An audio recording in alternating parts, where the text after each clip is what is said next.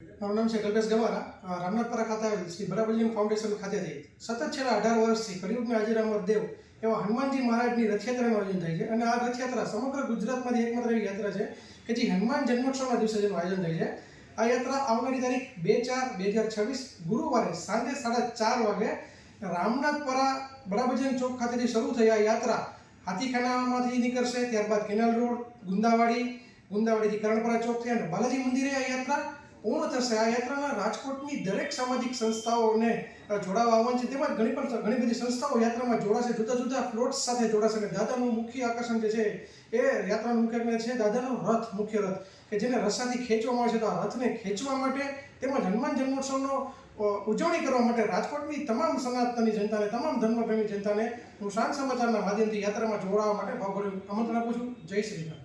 સાંજ સમાચાર ફેસબુક પેજને લાઇક કરો, વિડીયો શેર કરો અને વધુ વિગતવાર સમાચાર માટે sanssamachar.net વિઝિટ કરો.